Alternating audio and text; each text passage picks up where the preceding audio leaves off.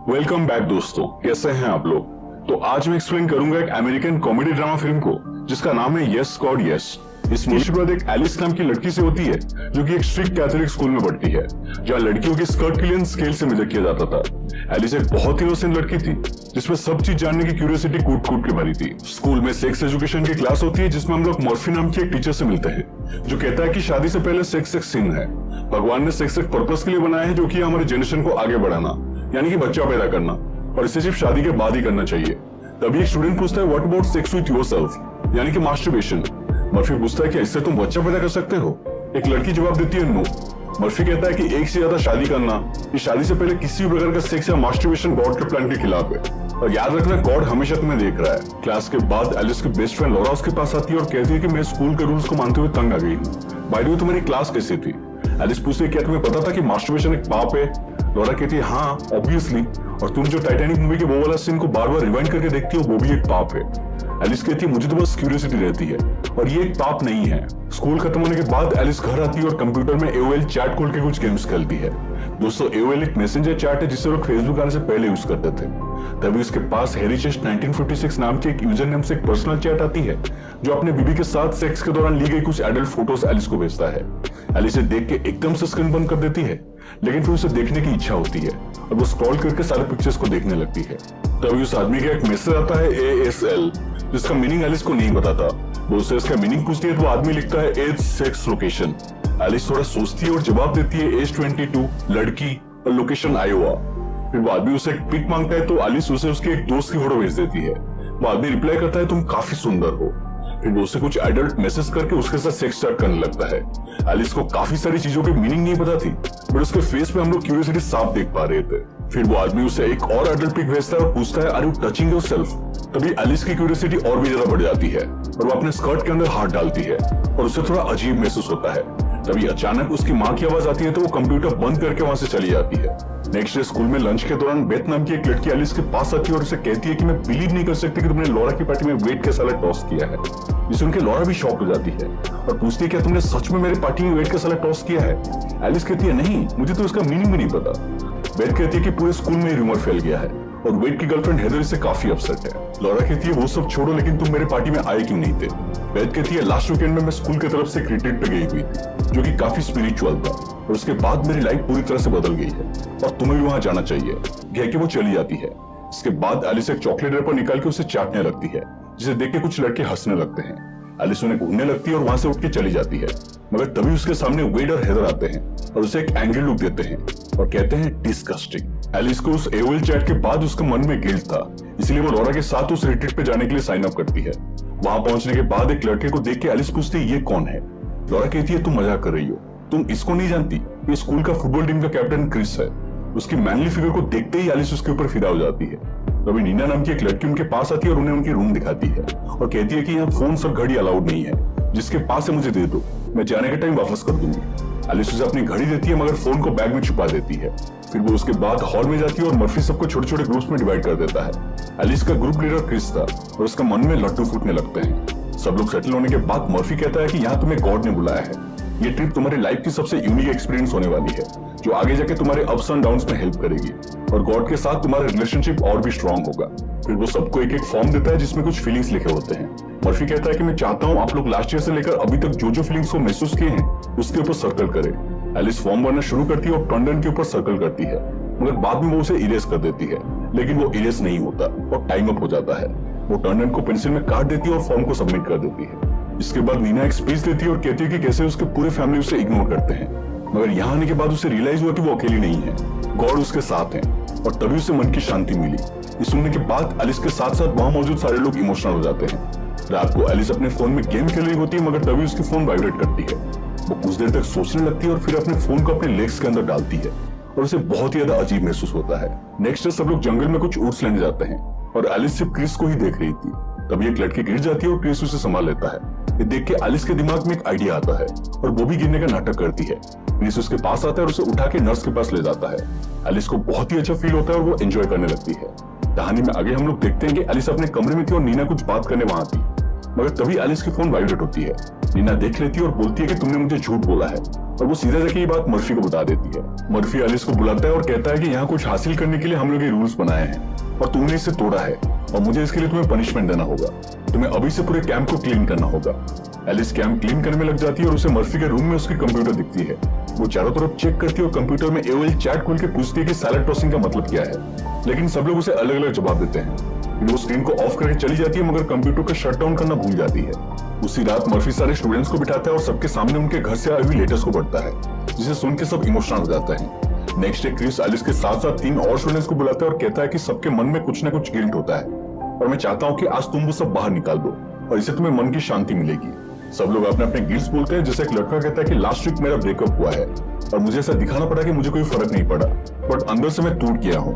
एक लड़की कहती है कि मेरी दादी माँ की डेथ हो गई और मैं उन्हें आखिरी बार के लिए देख भी नहीं पाई। तभी एलिस की बारी आती है मगर उसके पास कोई स्टोरी नहीं था। वो झूठ बोलती है कि कुछ दिन पहले उसकी डॉग की मौत हो गई थी, मगर बाद में उन्हें पता चला कि उनके पड़ोसी ने उसे जहर देकर मार दिया था।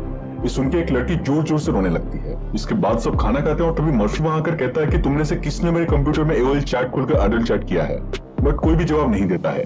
मर्फी कहता है मैं ये तो नहीं जान सकता कि ये किसने किया है, मगर याद रखना गॉड सब कुछ देख रहा है। एलिस डर जाती है मगर किसी को कुछ भी नहीं बताती। इसके बाद मर्फी एलिस को बुलाता है और पूछता है कि गॉड के साथ तुम्हारा रिलेशन कैसा है। एलिस कहती है अच्छा है। मर्फी पूछता है तब तुमने फॉर्म में टर्न डन क्यों भरा था। वो कहती है ये मैं बहुत दिन पहले फील कर रही थी। मर्फी पूछता है क्या तुम अब भी ये फील करती हो।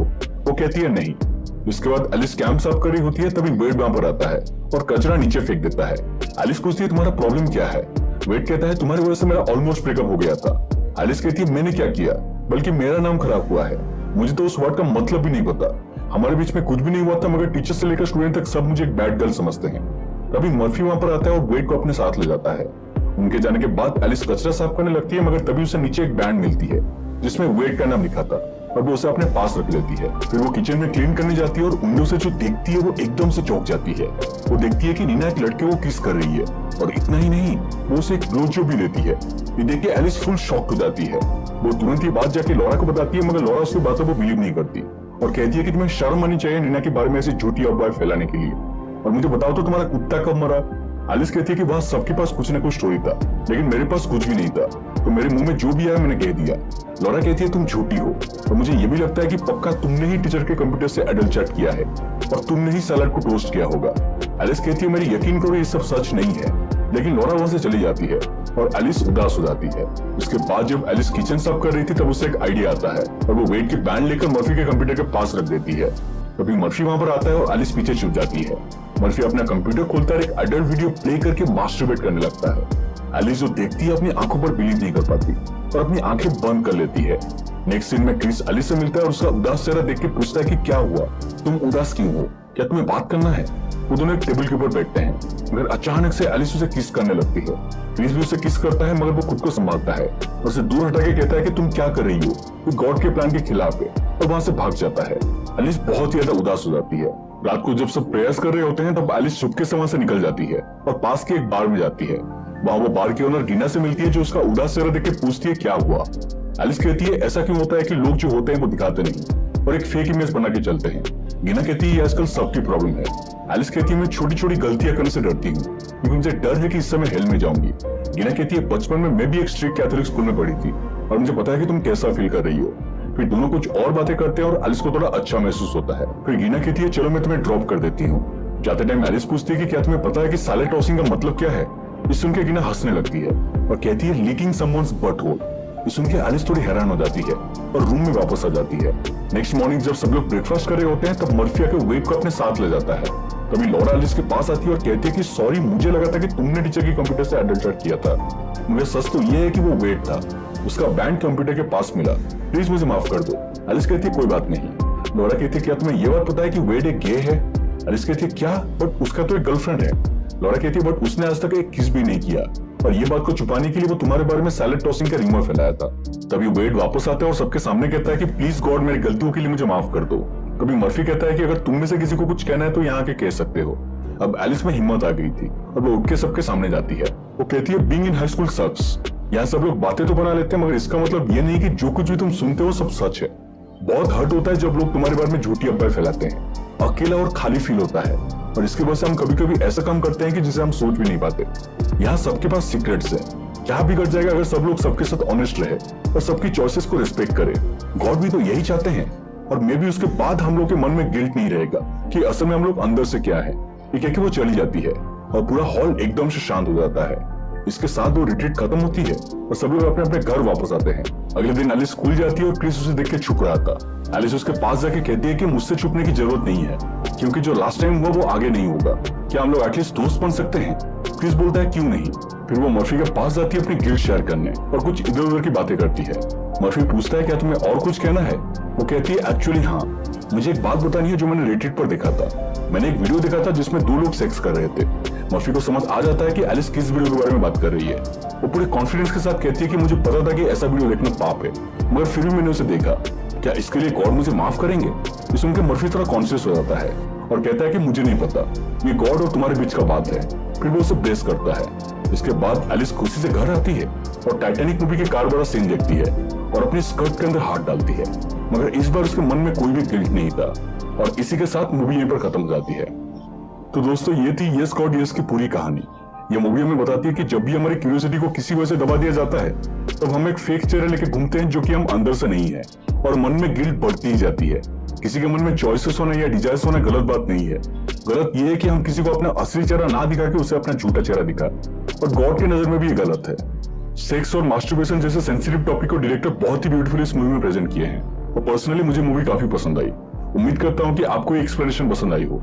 अगर पसंद आए तो प्लीज हमारे चैनल को सब्सक्राइब करके हमें सपोर्ट कीजिए, और साइड वाला बेल आइकन को भी दबा दीजिए, क्योंकि हम ऐसे ही इंटरेस्टिंग एक्सप्लेनेशन लाते रहते हैं। मिलते हैं अगले वीडियो में, तब तक stay home and take care.